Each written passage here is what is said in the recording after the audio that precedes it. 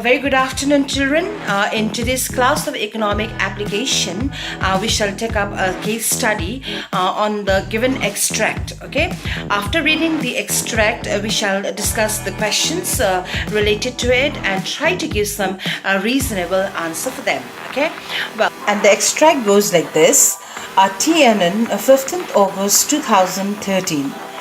Rising vegetable prices and the impact of the weak rupee pushed inflation to 5-month high of 5.79% in July 2013, posing yet another challenge for Asia's third largest economy battling to defend the rupee and boost growth. Official data released on Wednesday showed inflation as measured by a wholesale price index jumped to 5.79% in July from previous month 4.86%. Easing wholesale price inflation has fueled expectations of moderation in tight monetary policy, but the slide of the rupee against the dollar has dashed those hopes for now. Now this is an extract, so with reference to this, we'll try to discuss some question, as I said, and of course try to give some reasonable answer for the same. Alright, the first question that follows is, what is meant by running inflation? See then what running inflation is then. Okay, now what is running inflation? See, when creeping and walking inflation, right now we just finished discussing about creeping and walking inflation. Okay, so when creeping and walking inflation are left unchecked, that means if they are not checked properly by the government, if the government, this as I said just before this, that walking inflation is is a sort of warning for the government, no, but in spite of that also, if the government doesn't put any check, okay, if it goes unchecked, both creeping and as well, when creeping is not controlled, it will proceed to running inflation. If running inflation is also remains unchecked, if it is not checked, then what happens? The rate of inflation will rise further, isn't it? The rate of inflation continues to rise, and then it might reach around 10% to 20% per annum, which is very high, isn't it? Okay, so if the rate of inflation rises around 10 to 20% per annum, then this is called what? Running inflation. Understood? Now, such an inflation have an adverse effect, a very bad effect on the poor and the middle class people. Okay? So, the economic condition will be worse, very worse. Understood? Therefore, the government should or must take some necessary measures to control the inflation, or else it will be converted into even severe inflation, which is known as what? Hyperinflation. You understood? If the inflation rises around 10 to 20% per annum, then, of course, people will suffer, poor class and middle class people will suffer like anything, right?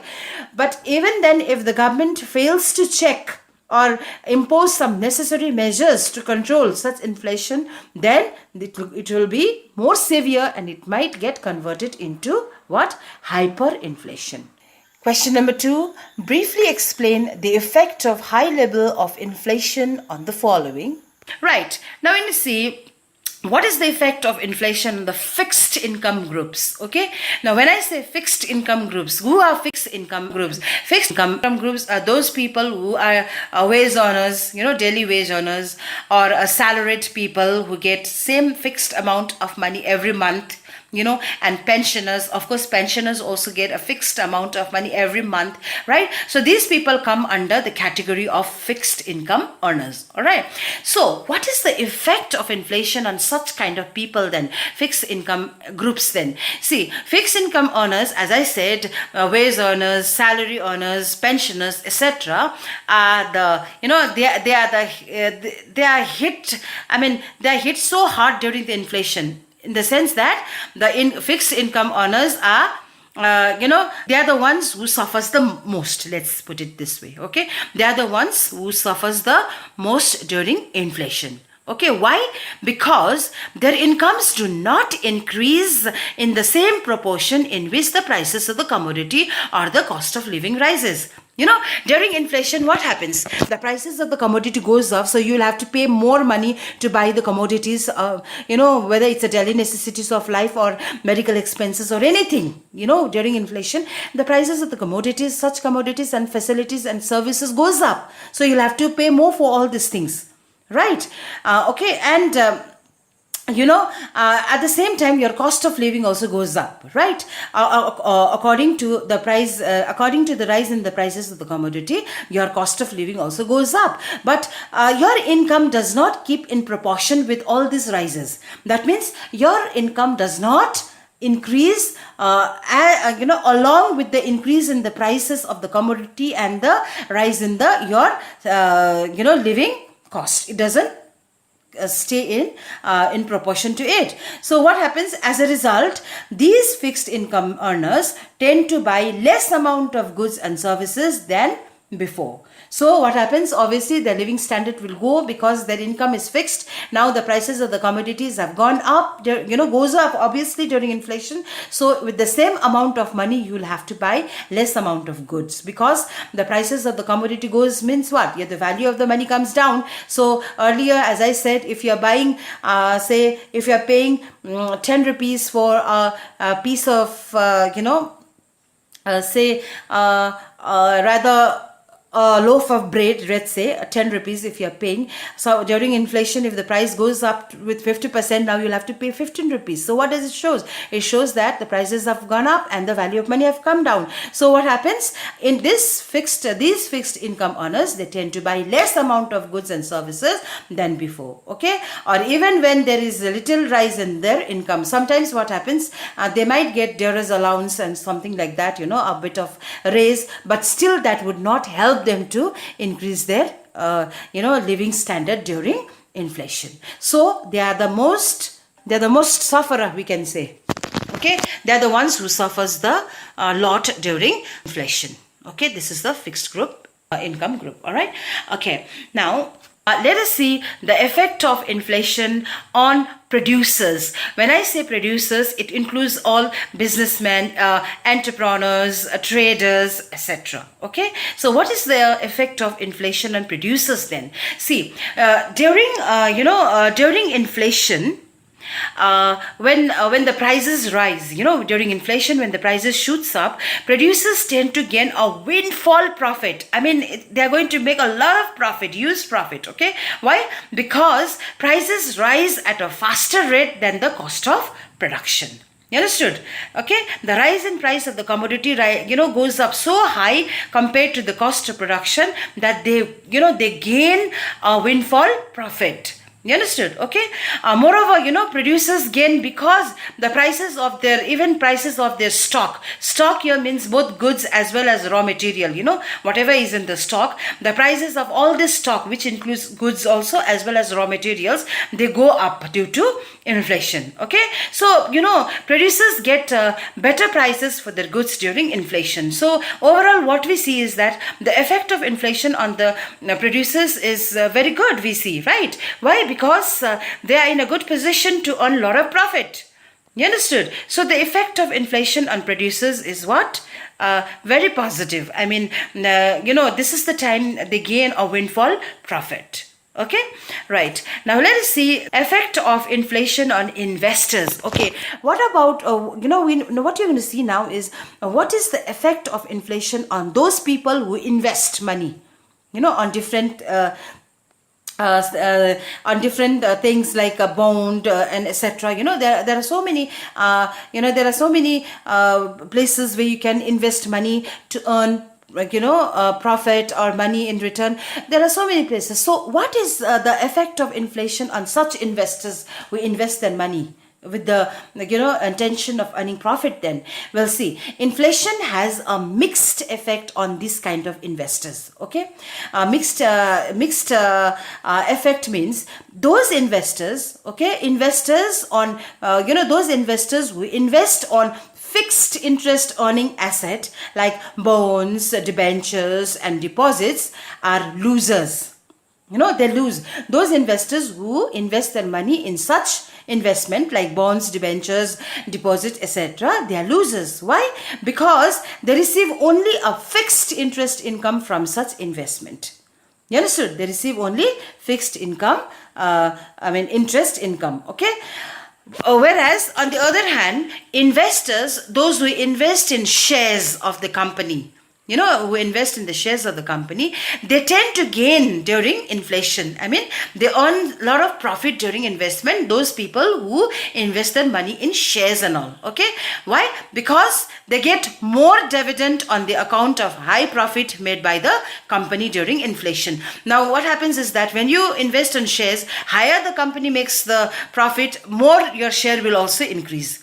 You understood? That means your share in the income, you share the profit in the company when you buy shares. Yes or no? When you become a shareholder of a certain company, then you become you share the profit of that company. So during inflation, what happens is that the company, they tend to make profit, a lot of profit. So accordingly, what happens, even those people who have invested in such shares tend to gain the profit. They also get the share of the profit. Okay. So here, what we see is that the effect of inflation on the investors is it has a mixed effect. Okay. So those who invest on fixed interest earning, for them, they become a loser because they get only limited income from such investment, whereas those who invest on the shares of the company, they are gainers. That means they earn more profit because during inflation, companies tend to earn more profit, and accordingly the shareholders also get a share of their profit. Okay, so that's the effect of inflation on investors. Question number 3. Explain 3 monetary policies of Reserve Bank of India to control credit. Well, the 3 monetary policies of Reserve Bank of India to control credit are: first is the bank rate policy we're going to see. Secondly, we're going to see what is an open market operation. And third, the legal reserve ratio. Now, these are the 3 important points that we are going to discuss in today's class. All right. So first, let's try to understand what is a bank rate policy. All right. Now, first of all, what is a bank rate policy then? See, a bank rate is that rate of interest at which the central bank, gives loans to the various commercial banks. Okay, so a bank rate policy is used, as an instrument of monetary policy, especially at times of inflation. Okay, especially at time of inflation, this policy is used. Okay, now before that, let's try to understand what is the meaning of inflation. I told you that a bank rate policy is usually used as an important instrument as an important instrument of monetary policy or monetary control at time of inflation, I said, isn't it? So what is inflation actually? See, inflation in a very simple language refers to the situation in which prices of the commodity rise and the value of the money falls. In a simple language, and inflation is a situation where the prices of the commodity rises and the value of money falls. Okay, so the increase in the bank rate, what happens when the central bank increases the bank rate? What happens? The increase in the bank rate increases the cost of borrowing. Okay, cost of borrowing, which reduces commercial banks borrowing from the central bank. Now, what does this mean is that when the bank rate increases, when the central bank increases the bank rate, then the borrowing, what happens? The cost of borrowing of the commercial bank becomes expensive. That means they have to pay more rate of interest at every penny that they borrow from the central bank, isn't it? Now, the cost of borrowing becomes expensive. You understood? So that way what happens is that it reduces, the commercial banks, in fact, let's put it this way, it discourages the commercial bank to borrow more and more loans from the central bank. Okay, so consequently, as a result, what happens is that the flow of money from the commercial bank to the public gets reduced, because they have less money to give out as a loan to the public now, because they cannot borrow so much of money from the central bank now, isn't it? Because the bank rate policy or the bank rate has gone up. All right, so therefore the result is that the flow of money from the commercial bank to the public gets reduced. Therefore, inflation arising due to bank credit is controlled. You understood? Okay. So inflation arising due to bank credit is reduced with the help of bank rate policy. All right. Okay. So this is one of the quantitative method that the banks adopt to control credit. All right. Okay. Now let us see the second method of credit control. Okay, quantitative method of credit control adopted by central bank. Okay, the second one is open market operation. Okay, so now what is an open market operation actually is? Well, see, an open market operation refers to the buying and selling of government securities and bonds in the open market by the central bank or the RBI. Okay, now while controlling inflation, what does central bank do? While controlling inflation, okay, the central bank sells government security to the public through the bank. All right, so what happens? This results in the transfer of a part of bank deposit to the central bank account and reduces the credit creation capacity of the commercial bank. Understood? Okay, so by selling out, when the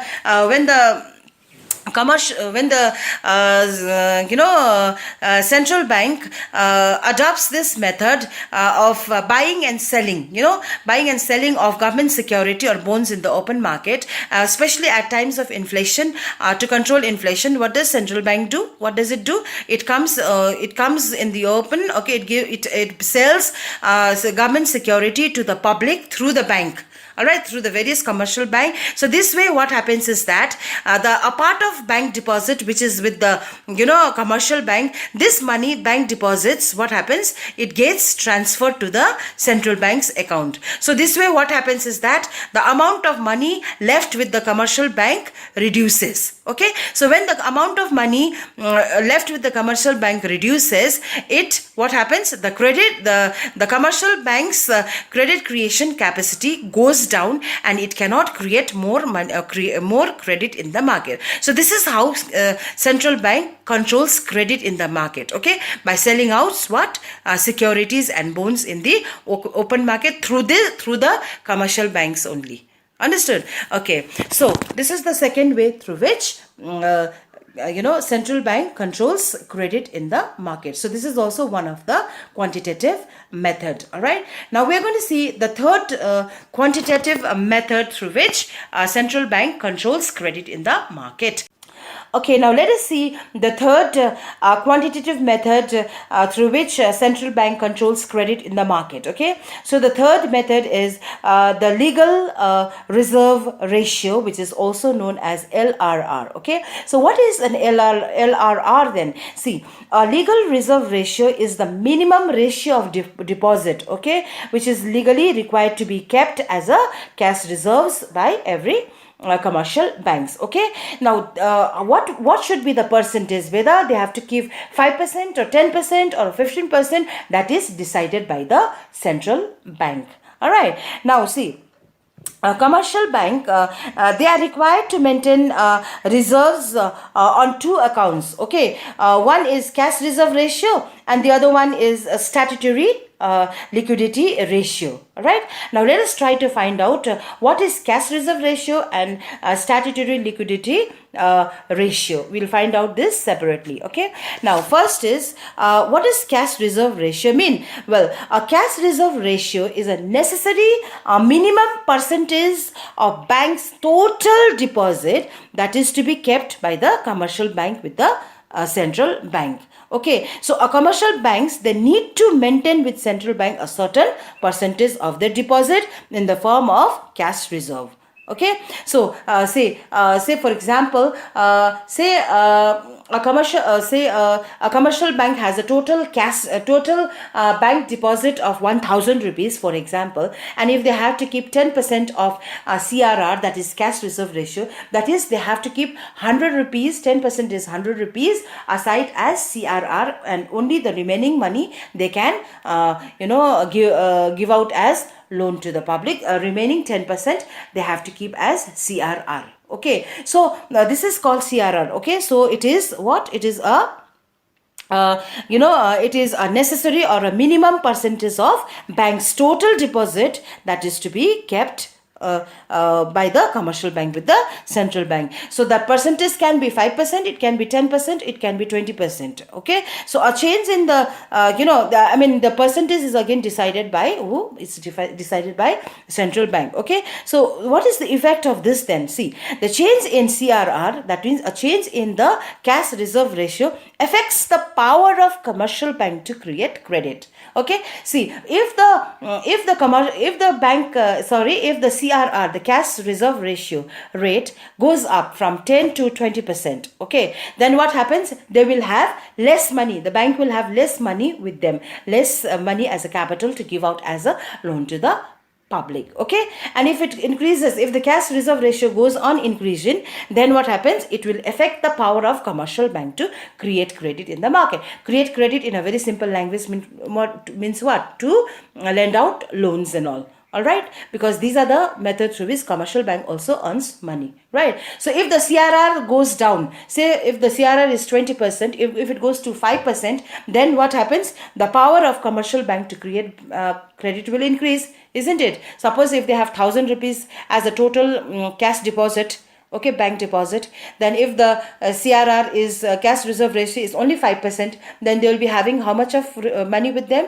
950 rupees, right? So, but if the CRR goes up to 20%, then how much of money they will be having? They will be having only 800 rupees. So, if the cash reserve ratio increases, the power of commercial bank to create will go down. Okay, but if the CRR comes down, reduces, then the power of commercial bank to create credit will go up. All right, so this is how central bank controls the the creation of credit in the market through cash reserve ratio. This is one of the component of what? A legal that is LRR, that is the legal reserve ratio. Okay, cash reserve ratio is one of the component of legal reserve ratio, LRR. All right, now we will see the second component of LRR, and that is statutory liquidity ratio. That is, in short, we also say SLR. All right, okay, now what is SLR, or a statutory liquidity ratio then? Well, see, SLR, or a statutory liquidity ratio, is another component of what? Another component of legal reserve requirement. Okay, so according to this, it refers to the minimum percentage of banks' total deposit which commercial banks are required to maintain themselves. Remember, a certain, see, out of 1000 rupees, I told you, example I gave you, a certain percent of CRR has to be maintained. That is a certain amount of money they have to keep it with the central bank as a reserve, CRR, cash reserve ratio. They have to keep a certain percentage of money with the central bank as CRR. Okay, but again you have SLR also, and according to this, commercial bank, they have to they have to keep a minimum percentage of the total deposit. Okay, they have to maintain, they have to keep it with themselves. All right, you understood? A certain amount CRR they have to maintain with this with the central bank. Every commercial bank has to maintain CRR with the central bank. But SLR, what happened? This is again a certain percentage of what? Bank's total deposit, which every commercial bank has they are required to maintain with themselves. They have to keep it with themselves. They cannot keep that. They cannot give out that SLR, that certain amount of money that they have kept aside as SLR as a loan or a credit to the people or a public. Okay, so what happens is this way, what happens is that an SLR is maintained in the form of cash, okay, or other liquid asset. Okay, so this way also what happens, the central bank controls the creation of credit in the market. All right, so a change in SLR affects the availability of credit again. So this SLR, as I said, can be 10%, 20%, 30%, 40% also. It is decided by the central bank, as I said. So if they have to, the more the statutory liquidity ratio increases, okay, the more SLR, if the rate of SLR increases, then the commercial bank will be in a weaker position to give out credit or to create credit in the market. Okay, but on the other hand, if the SLR, okay, if the rate of SLR reduces, then what happened? The commercial bank will be in a better position to give out what? Create credit in the market. Okay, so the higher the SLR, their position will be, they will be in the weaker position to create credit in the market. If the SLR is low, then they'll be in a better position to create credit in the market. So SLR is also one of the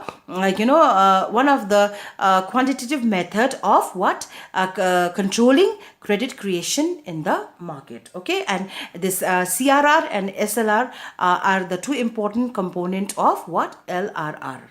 Understood? Okay, LRR means what? Legal reserve ratio, and the two important of LRR is, first is the CRR, that is the cash reserve ratio, and the other one is SLR, that is the statutory liquidity ratio. Question number 4, mention two fiscal measures to control inflation. Well, see, the first fiscal measures we can discuss here to control inflation is a decrease in public expenditure. Okay, see, one of the main reasons of inflation is, excess public expenditure, like building of roads, bridges, etc. Okay, so the government should drastically scale down its non-essential expenditure in order to control the inflation. Okay, and second measures we can suggest here to control the inflation is to increase in the taxes. That is, the government should levy some new direct taxes and raise rates of all taxes. Okay, so by these two measures, to some extent of inflation can be controlled. Well, in the coming up class, we are going to talk about a case study on the given extract. Okay, that's all for today. Till then, stay connected and stay safe.